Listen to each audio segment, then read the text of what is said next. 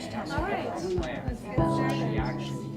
Thank you so much for coming. Welcome to Oblong Books. I'm very excited for this event tonight. We have our amazing local author, Gail Straub, with her new memoir, and Carla Goldstein from Omega Institute today in conversation with each other. And we're very excited to have you.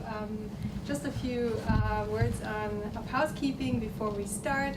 We will sell the book afterwards right over here. There will also be an opportunity to have your copy signed after. And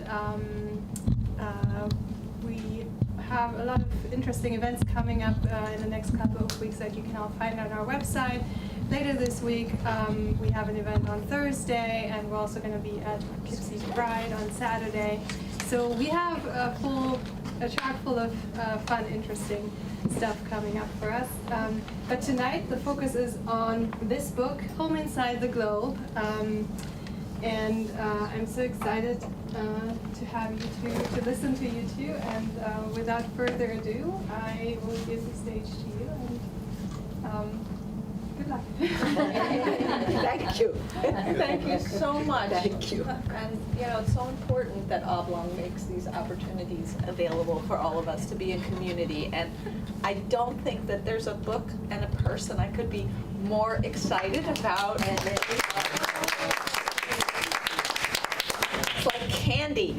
Like candy. It's so joyful. I have known Gail. I've had the honor of knowing Gail for 20 years. And I have been a student and read every single book that she's written. She's been a colleague, a co-conspirator, a friend, and a mentor, and a spiritual guide. And when I read this book, I thought to myself, I can't wait to read it a second time, which is a very unusual response to reading a book, because it is so chock full of wisdom and beauty. So Gail. Thank you, Carla.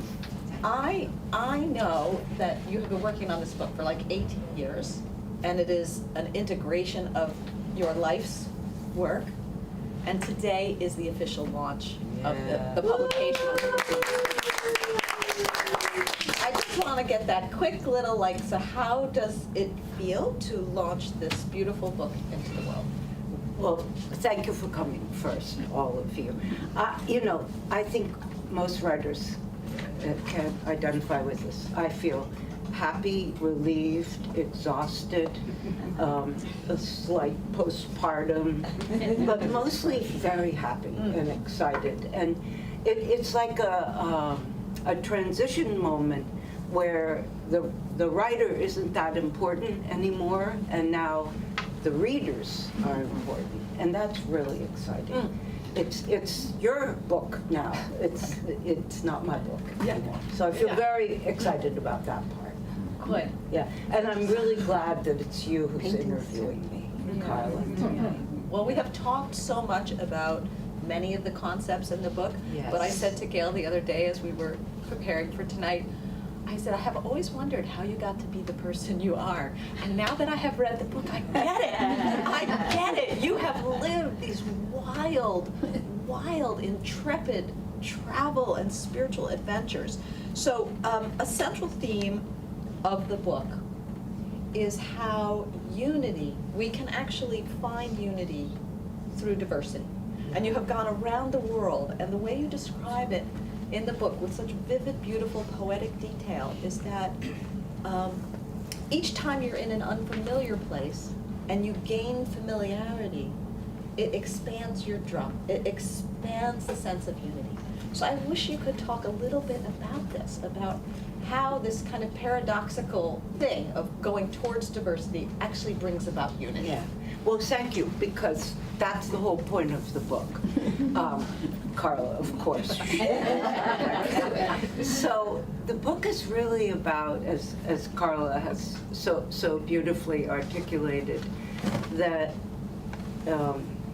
contrary to what most of us are taught, by going toward any person, place, value, idea that is different, we become more whole. It actually doesn't threaten our identity. In my view, completes our identity. So the book is about my journey to become more whole. There's 12 cultures, and we explore these 12 cultures. But also, it's a micro-macro thing, because that was true for me, but I profoundly believe it's also true for the world, that our world as a human family can't complete itself until all the diverse parts and values and members and come together. And another interesting paradox that comes very early in the book is, of course we all know this, but it took me a while to figure this out. So I was drawn to different cultures and people and places very early. I was about 15, and I think I was 16 when I went off on my first wild adventure. So I knew this inexplicable longing to go towards things that I wasn't familiar with. But what I didn't know was that every time I did that, well, guess what? I also became what was unfamiliar. So as I was drawn to the other, I became the other. And in the 12 cultures, I describe this fascination with, well, let's just say Paraguay, which was the first place, my first classroom. And I ended up in a dusty little town with horses and barely any cars, and I thought I was on a Western film set. And this was my first, big encounter, and everybody else was going off to Buenos Aires and Santiago, and it was very cool. And I land in this completely isolated, quite very poor, and I spoke very little. This was an American field service experience. I spoke, thank you for coming, how wonderful to see you. I spoke very little Spanish, and no one spoke English. And so suddenly, here I was in this dream come true of coming to a new place, and I was totally the other. So that circular lesson of familiarity and unfamiliarity, and how that's what makes us whole, is a main theme. You talk so often about the people who became your guides, your Sherpas. I wonder if you might say a little bit about how becoming friends with people in other cultures led you to the insights about this. This That's theme. so beautiful, Carla, because this cast of characters in their 12 cultures, and each of them have certain iconic characters.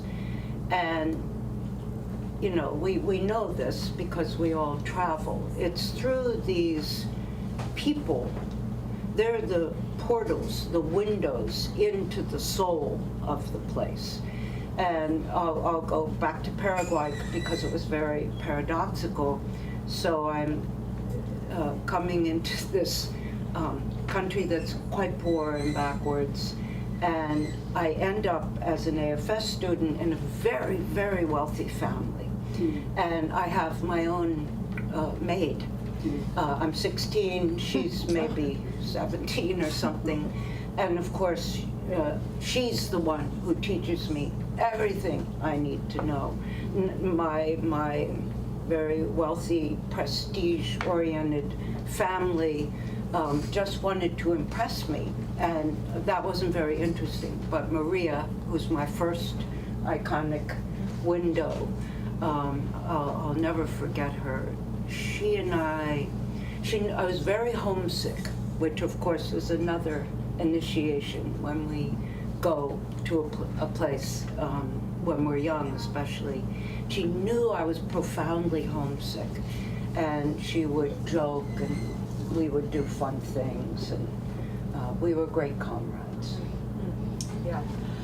The person who you met, Wei Wei in China, Yes, who said to you, Wei Wei, Yes, Wei Wei. said to you that China Americans are egocentric, Yes. and China is ethnocentric, Yes. and this was a big insight. I'm just curious if you want to say anything Well, about that. I spent about a decade traveling often to China, and Weiwei was my interpreter. And it turns out that Weiwei had been the Beatles' interpreter, and Nixon's interpreter, and Billy Graham's interpreter, and all these really like important people. And then she gets me, and she's like, at first, who is this woman? But then we become very fast friends, and she says to me one day, if I were American, I'd want to be you. And I say to Weiwei, well, Weiwei, if I was Chinese, I would surely want to be you. But she was, I describe in the China chapter, she was a woman in a man's world. She was in the Foreign Office in Beijing, and she could outsmart the old guys network. She was incredible. And all these things we did, really, we weren't important enough to do, but Weiwei could manipulate the system. So I brought these grassroots groups into China to further cooperation and understanding. They were artistic exchanges, and I brought a group after the Tiananmen Square fiasco in 1989. I had been going to China for many years before that.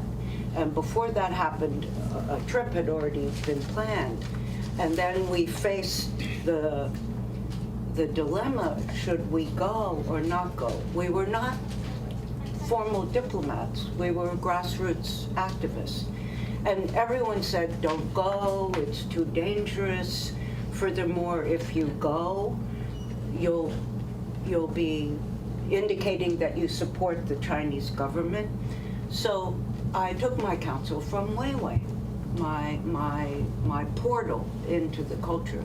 And Weiwei said, Gail, the Chinese people need to have contact with the outside world.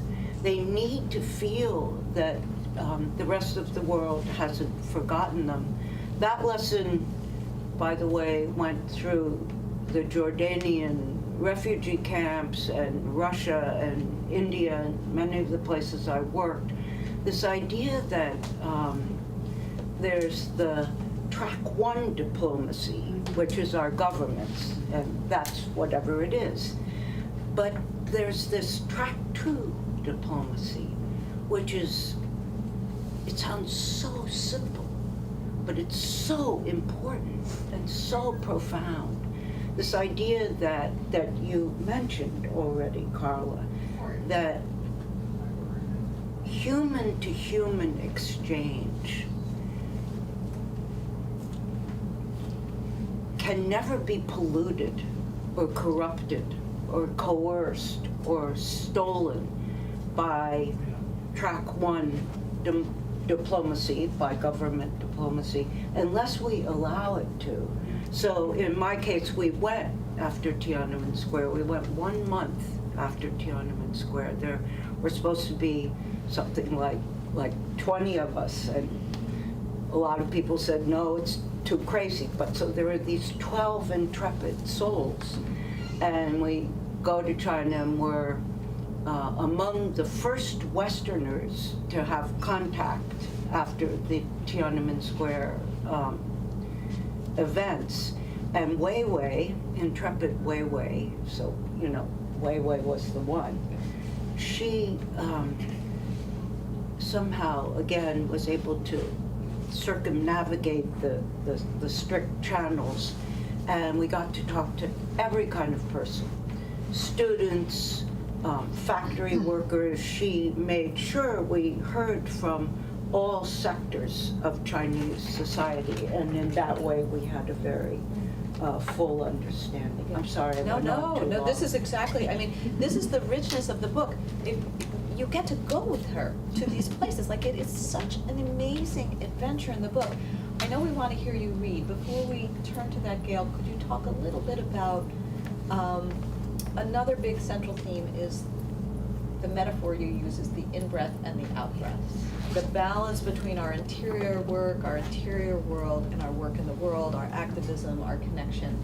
The first time I ever heard this metaphor, in-breath, out-breath, was in a very early book. It was the very first time we met. And I was like, oh my God, that's it. And so that, while you wrote about it back then, it is a very central Yes. theme.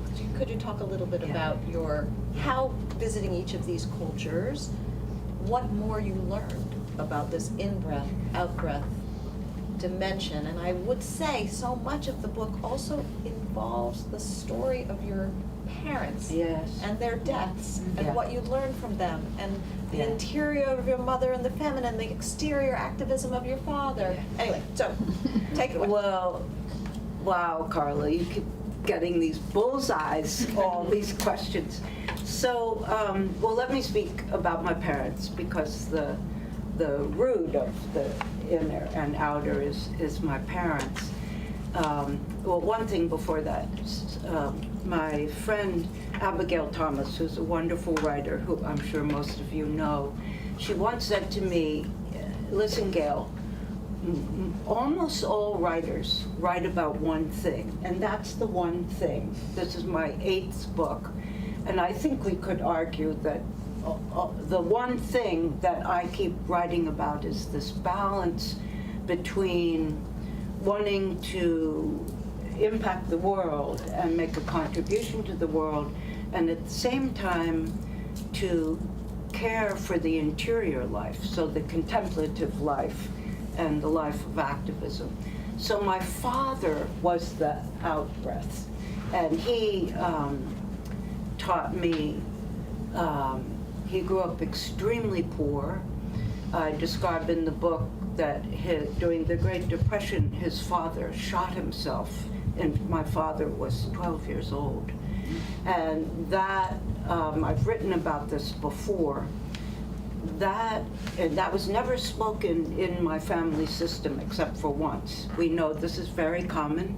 There's usually a family secret that's not a secret, but runs the whole family, right? Most of us understand that. So my father grew up with this tragedy, and also dirt poor, raised by a single mother. And his sense of social justice was acute, and he passed that on to me from a very early age. And then my mother was a mystic. She was a devout Catholic, and told me early on, you see those angels over there, and the veil is thin, and things like that.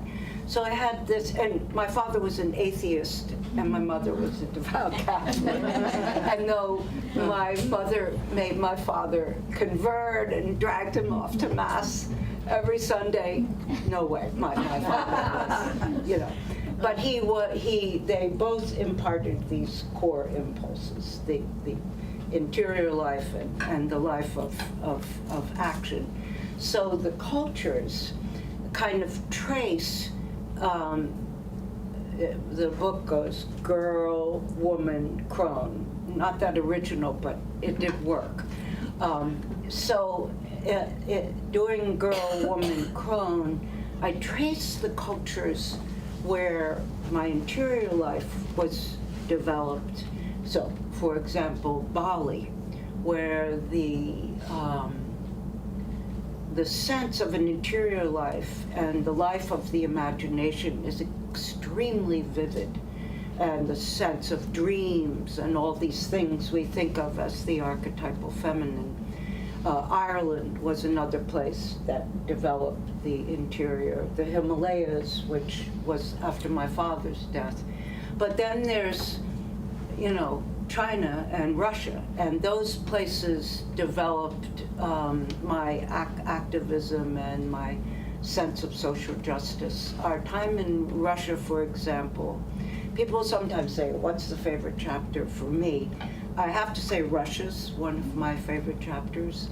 We worked there during the Gorbachev years, and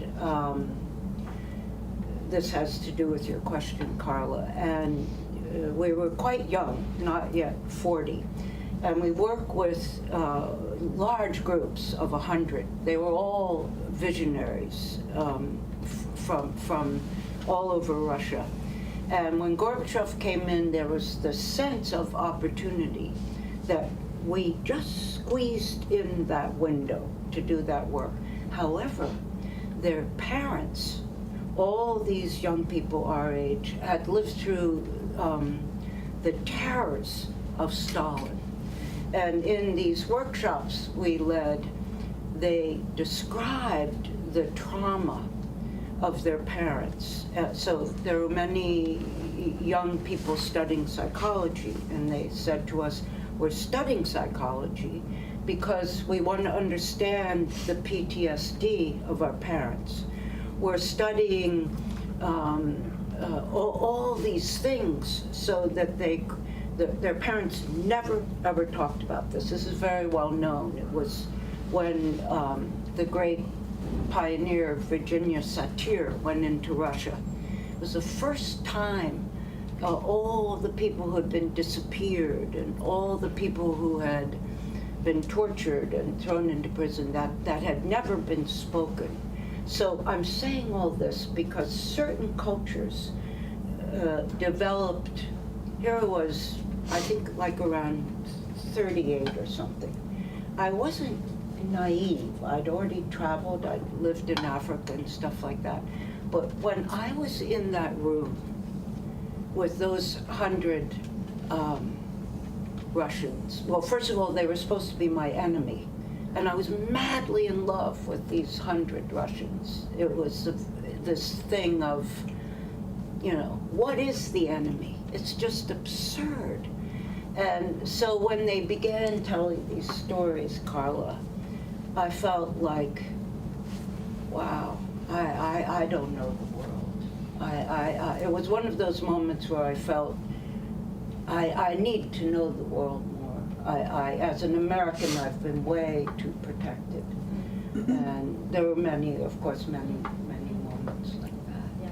And you do talk in the book, not that you'll talk about it now, but when you read the book, about your training in Marxism, like how all of your United States Western orientation was challenged and transformed with every step of your trip. Yeah, I thought, I studied Marxism in Paris in 1969, so I thought, wow, I'm going off to Russia, I'll really be a cool cat. My ideas were like so intellectual, and that's okay, but they were so not grounded in the lived experience. That was a real wake-up call. And I think that's what happened to you at every stop. You It went did, in, Carla. that's why you traveled towards the other, you got there, you saw for yourself, and it changed how it informed your intellectual understanding. Yeah, and my heart too. It broke my heart a lot. In India, I think an important story was my colleague Teresa sitting here, and our colleague who we worked with was a visionary pioneer within the sex worker industry in Pune. And the teaching she gave, so she all day long worked with young girls sold into sex trafficking at 10 or 12 years old, stuff like that we all know about. But immediately she became my mentor. That's the other thing. They all became my mentors. Maria was my mentor. Wei Wei was my mentor. I just felt like this avid student when I was with them. So this woman whose name has been changed in the book, she said, Gail, the thing you have to understand if you're going to do this work is if you feel sorry for the women you've lost before you've even begun, these are extraordinary human beings. They have this sense of dignity and possibility, and it turned upside down my paradigm about how we view a person who's been through immense suffering and has started in a very rough place. I think this is the perfect cue for you to do a little reading from the Okay. book. Okay. I'm going to read from these papers because I can't see it's too little. But I think I will stand up. We know how that feels. I know, I think probably a few others of you. So I have it in very, very large font. So I'm going to read the prologue because it touches on, there are 12 cultures, and the prologue touches on 6 of those and kind of gives you an overview of the book. So this is called The Calling. Throughout time, myths from every corner of the world have told that at the moment of incarnation, our calling is set before us. During the course of a lifetime, we must choose to heed the call or not. On a full moon, on January 14th, 1949, I come into this world under the sign of Capricorn, but I don't want to stay. I refuse my mother's milk, cow's milk, and several kinds of formula. A tiny being hooked up to life support, I am dying. There appears only a small chance that I will survive until I am given goat's milk. Capricorn, the 10th sign in the zodiac, originates from the constellation Capricornius, which resembles a goat. It is fitting then that I decide only goat's milk will nurture me.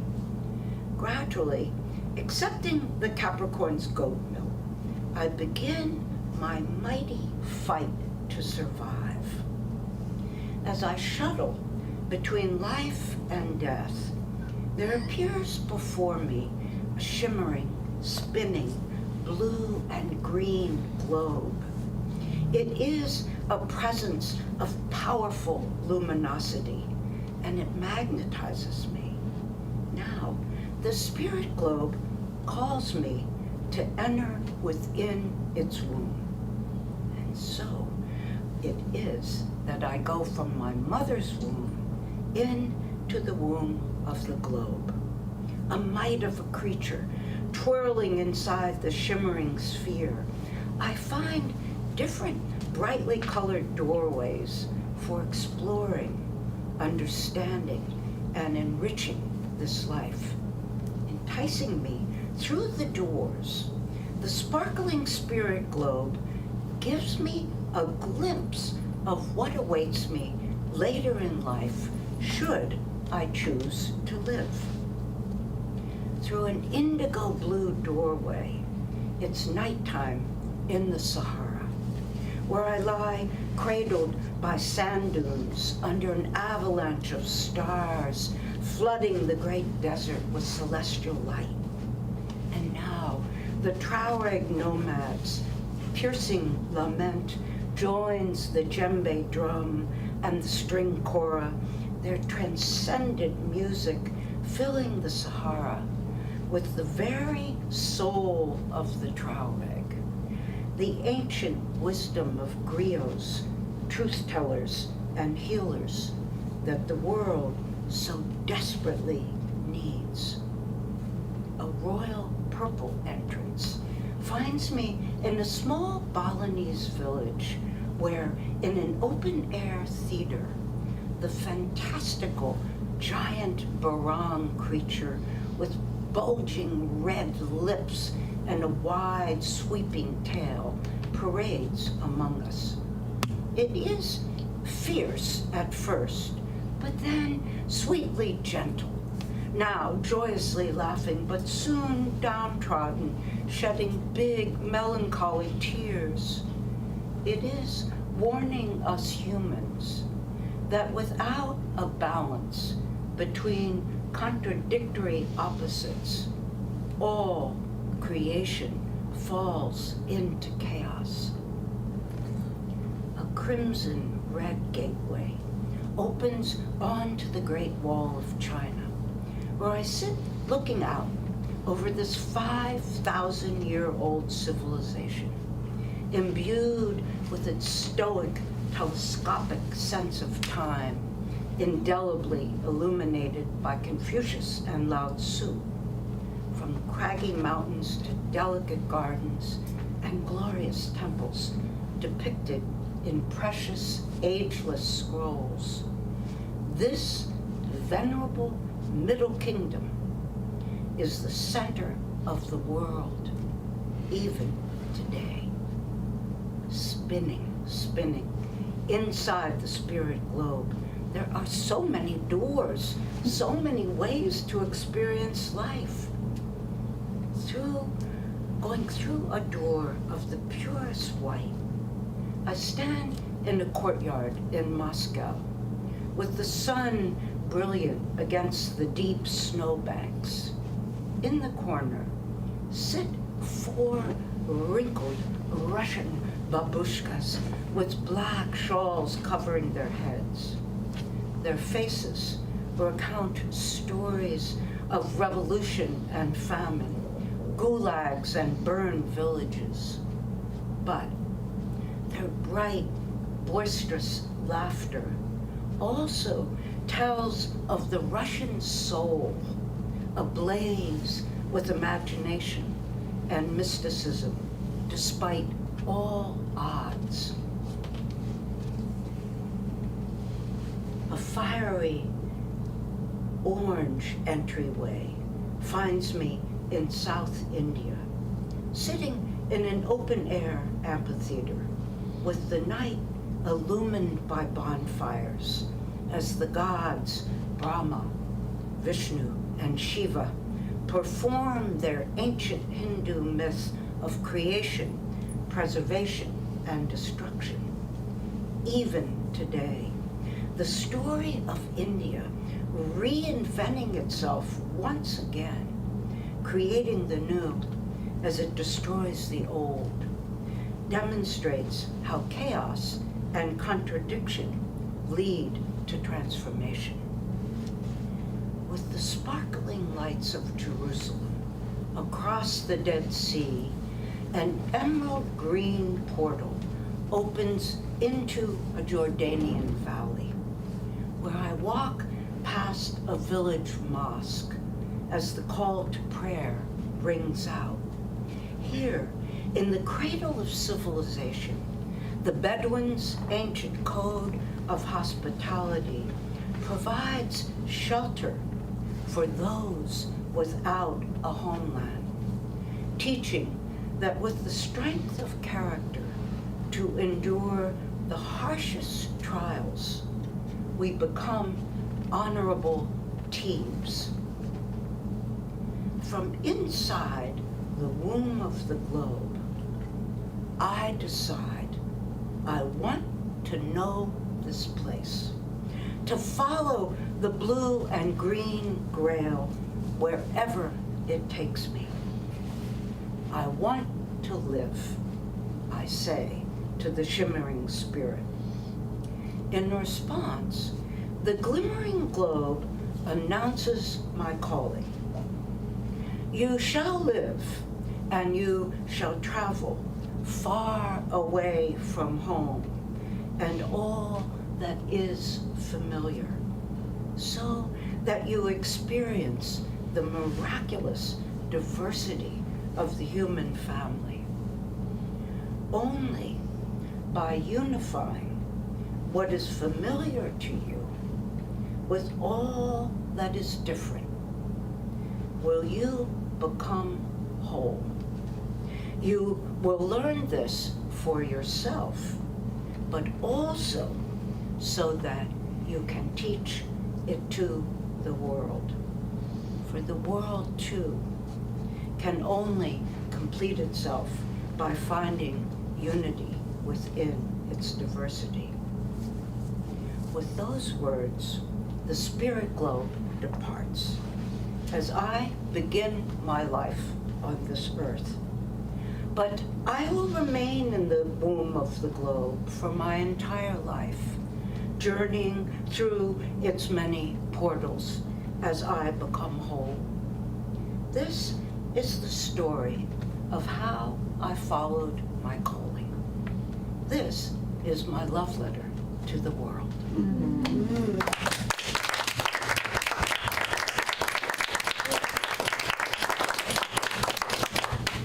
We need a love letter.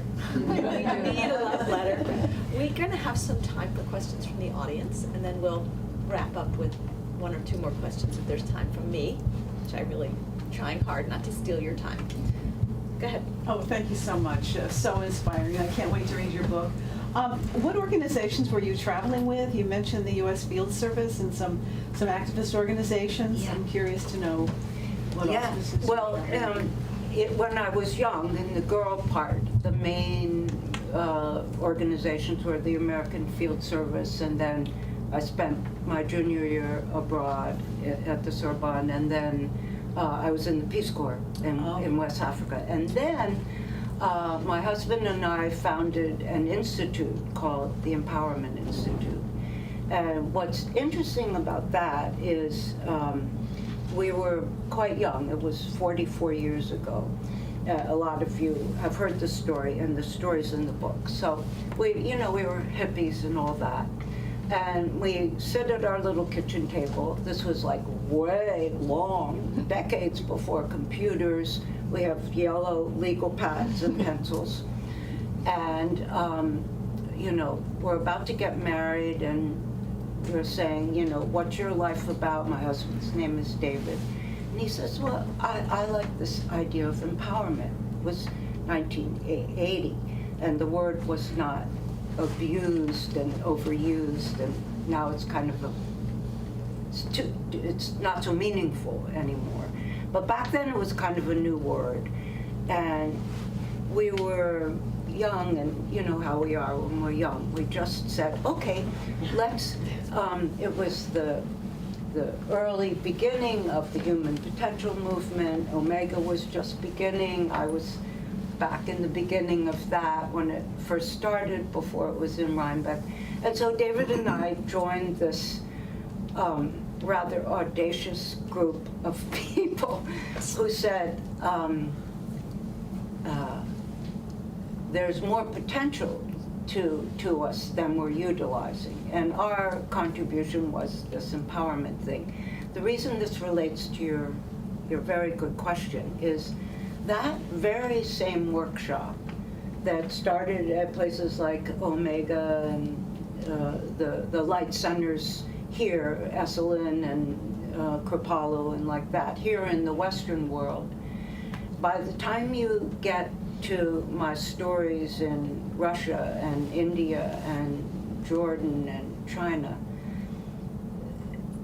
that exact same workshop became relevant to sex workers, to immigrants, to, I could say, the most disenfranchised people in the world. So that's a very interesting part of the book. Our work is really about agency. How does a person claim their agency? Like the concept of my hero, Paulo Freire. He says, in the pedagogy of the oppressed, if a person who's disenfranchised wants to be free, they have to take back their agency. So we started this agency thing at a little table right here in the Hudson Valley on the yellow pad. But the thing about agency is, if it is a valid idea, it should work for anybody, anywhere in the world, no matter what their circumstances are. So the most rewarding thing about, I think I haven't answered your question, I've gone off on a tangent. You're getting there, that's okay. But the thing I really wanted to say was that most of the stories are through our Empowerment Institute, but that wasn't how we started out. We thought, well, it will be exciting enough if this is helpful to people in the Western world. But really, our real teachers were the people in Afghanistan and faraway places. Can I prompt a little part of the answer? Yeah, Because I think yeah. the earth, the run, can you talk about that? Because it was a creature of the empowerment. And The earth run. Yeah, Yeah. I mean, that's really took you, Yeah. So that was my husband's crazy idea. And I mean, I'm a little bit crazy, but he's like really crazy. I know. Like He is. really, I really. attest. So, you know, I mean, he's just a visionary. That's what I really mean. So he said, we'd been married for a couple years, he said, and he had been the director of the Olympic torch relay in Lake Placid, and he saw the power of the torch as an archetype. So he comes to me one day and says, Gail, this is a true story, I would like to take a torch around the world for world peace. And I'm like, yeah, well, okay, so how are you going to do that? Who's going to pay? And as, you know, a quintessential visionary, he says to me, I have no idea, but we'll do it. And it's true, exact words. And so we spent 3 years, and then eventually UNICEF was our partner, and we raised many millions of dollars for the kids, and we went to 45 countries. There was something like 30 heads of state, and it was on ABC. And so you see these crazy visionaries. You sort of have to pay attention to them. Do we have another question? Go ahead. So Gail, this book is tremendous testimony to your life and your life's work. My question is on the personal side of how it was for you to write this book. Yeah. I know there's many writers in the room. Yeah. And what you learned about yourself in That's that such process. a good question, Sonia. Thank you. You know, I think a lot of you have heard me say this. I know Carla has. This didn't start out as a memoir. I don't come to memoir easily. I have written one memoir that was really to grieve my mother. But, so I thought this would be like some really nice travel essays. Like take people on some, you know, fun adventures through the Himalayas, like this. And then Nan Satter, who's here, I had many editors on this book. And the early editors said, this is not travel essays. But it was like huge, like this big old thing. And then, so I showed it to my friend, who is also an editor and was kind of a legendary agent, Ned Levitt. I said, Ned, I'm either going to throw this away or you have to help me. It was unwieldy. And so Ned said, I'll help you. Wow. Well, he didn't know what he was getting into. Yeah. So long story short, I, like many writers and many people, I have boxes and boxes of journals, like so many boxes. And I began to review the journals. I'm not the kind of person who reviews my journals. I write them because it helps me understand things, but there were so many boxes. And like just to go back to Russia, I had never read, since we were there in the Gorbachev years, I had never read what I wrote then. So to answer your question, Sonia, what began to happen, it seems so obvious, but maybe I was a little slow. I'm 76 now, and I wrote this book in my 70s. And I began to see, okay, this is a very careful life review. It wasn't my original impulse, but actually, as many people who are my age and older will tell you, it's an invaluable process. So then something was charged up in me. I said, okay, I might die before I finish, but but at least the process of reviewing my life, like Carla's asked many questions about the threads that kept going through my life. I knew it intellectually, but not spiritually and emotionally and even viscerally. And so by the time I finished it, I felt like I completed my karma. I'm not saying I want to die or anything. I have a few more books I'd like to write, actually. But I finished that dharma.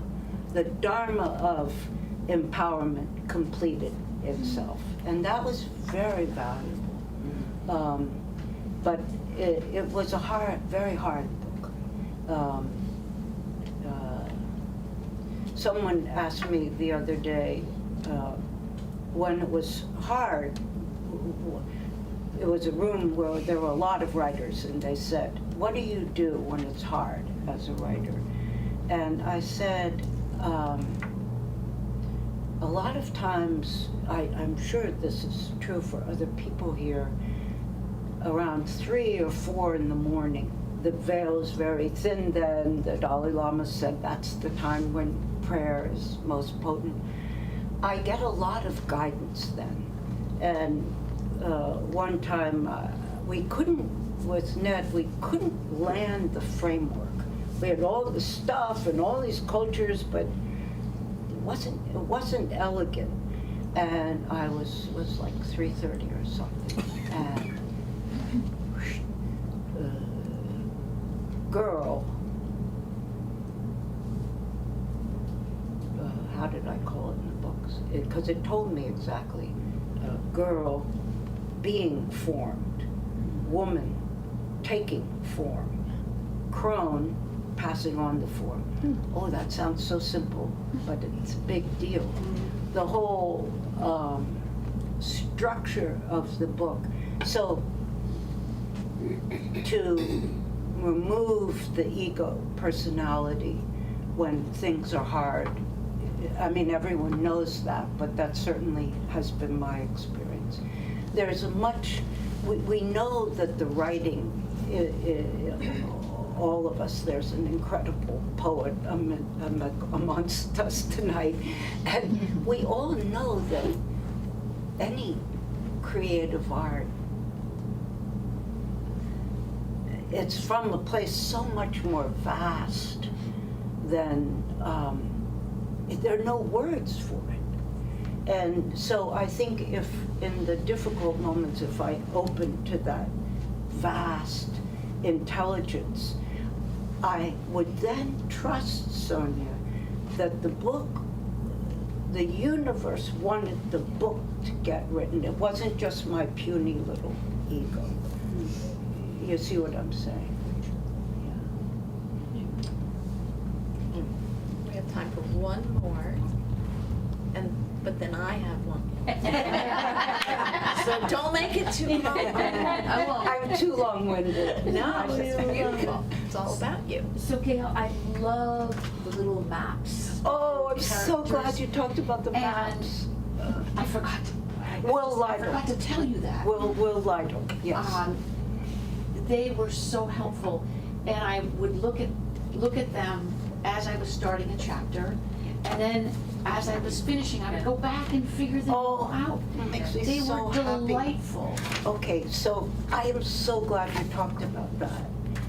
Did you want to say anything else? No, I just want to say, how did they happen? So, these are extraordinary. They really are. This illustrator who was with me the other day, his name is Will Lytle. He lives here in the Hudson Valley. He's a wizard. He's a bit of a hermit. He lives in a little hermit cabin in the woods. He grows all his own food. He's an unbelievable, magical character. So way back in the day, when we still had the Woodstock Times, which I still miss, I read this article about this guy named Will Lytle, and he would make these little magical creatures in houses, and he would drop them on doorsteps, just random doorsteps. I said, I have got to know this guy. and I kept looking him up. It turns out he lives 10 minutes from my house. And so when I was writing this book, I always was intrigued by him, and his work is extraordinary, very refined, very, very out of the box. And so Ned, my editor, said, Gail, where are your photos? It's a memoir. Bring the photos out. We got to have photos. I said, Ned, I don't have any photos. We're the only people on earth that don't take photos, me and David, but we don't take photos. But I said, I have this idea. I want Will Lytle to do these maps. So I thought, you know, he's a hermit, he'll never say yes, he's like off in the woods.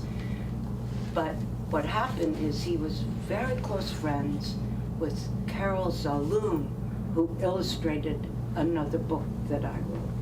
And so he knew I was okay. And so I asked him, and then he started. And I love that you went back and you looked. So what he did is we decided on these portals for each culture. And then he did these, we're going to make cards because people have been loving these. They're just amazing. They're very original, and they, I think it's the visual soul of the book. Exactly. And what he's done, which is genius, is he's captured the iconic images of the cultures. So I wish he was here tonight, but I'm doing a little reading in Woodstock, and he will come. He's shy. He doesn't, you know, he likes his woods. But I will tell him, Linda, that you said they that. They were just so beautiful, and they really, they enhanced my reading of the book. Oh, I'll definitely tell him that. Yeah. That's so great. Yeah. I similarly, I look at the pictures and then I went to Google Map. Oh, he'll Because love I you did wanted that. to like see where it really, you know, my own understanding of geography is so poor. Yeah. And then I told Gail, I go to Spotify and I look, as she talks a lot about the music and the instruments of every place. And I'd go to Spotify and I would play the music of the instruments she was talking about. And it was just so amazing. I said to her, you gotta have a playlist. She said, oh, we have it, it's coming. So I wanna close with a question that I do feel is a through line of your work. It really showed up in the Ashokan Way. And it was like the Ashokan Way, which is every day, something about her walk on the Ashokan Way and how the natural landscape, she is in it and it is in her, and she talks a lot about that relationship, and that really shows up in this book. The book is doing so many things, but one of the things it's doing is describing in this exquisite detail that you heard in her reading of the opening, the vividness of the landscape and the relationship between the landscape and your own interior unfolding. Could you talk a little bit about that? Well, that's a great question, Carla. I think particularly Ireland and the Himalayas and their particular culture, the Sahara, of course, where the landscape is the teacher. And interestingly, who can make this sort of thing up? I entered the Sahara 3 months after my mother dies, and I entered the Himalayas barely a month after my father dies. So these two mystical locations become the sort of the backdrop for my parents' death. Now, I mention them because the land is so important in those. I think the land, you've mentioned all of them, Carla. The land, the arts, so all music, all storytelling, all books, all poetry, all art, and kindred spirits. So people ask me, well, how can you actually believe that we can get along as a human family? You know, there's so much cynicism now and so much discord. To me, there are these primordial archetypal realms, such as the land, such as all the arts. That's what the Tuareg taught. They said, you know, when they face drought and starvation, they don't get depressed. They make music or art or poetry. It's like, yeah. So, and then people, these people you've mentioned, Carla, like Weiwei and people like that. But I think the land is one of the predominant places where we experience our common humanity. Whether we're in the beauty of the Catskills and the Hudson Valley, or the Sahara, or the Himalayas, or Ireland, or any of these places. The land is a unifying factor. The land is a teacher of unity in diversity. The land is so wildly, unbelievably diverse, and yet the sense of what we sense in the land is the same. So beautiful. Is there anything else you want to say about what you hope people will take away from the book? Well, it's very new, so this switch from writer to no more writer, it's reader, is quite new. But I keep hearing it's a great adventure. So, you know, like it's really kind of a wild adventure. So you can go on this fun and wild adventure. I hope that that's true. But I also think it's an extremely hopeful book, and that every story is a testament or a testimonial to how we need each other. In the last chapter, I talk about these questions that I traveled with my whole life, and they answer your question, I think, Carla. And I say, so think about our human family. So anywhere you go, anywhere, and how does that person respond to suffering? How do they make art? How do they stay in community? What do they do when someone dies? How do they respond when there's an inexplicable tragedy? What is social justice to them? How do they respond to the crisis of the earth? I mean, we cannot answer these questions from one cultural perspective. It will never happen. The perspectives on these massive, important existential questions need every single person in the human family. That's the point of the book, is that I think that's why it gives hope, because we learn that together we can figure it out. Alone, I don't think so. But with each other, we can figure it out. So that's something. It is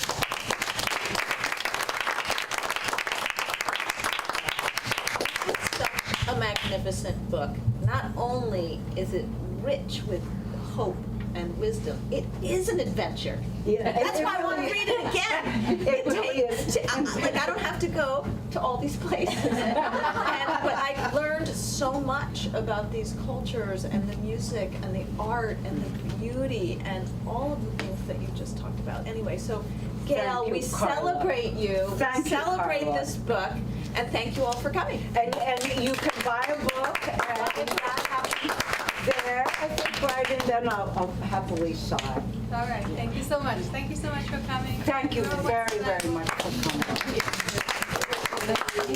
coming.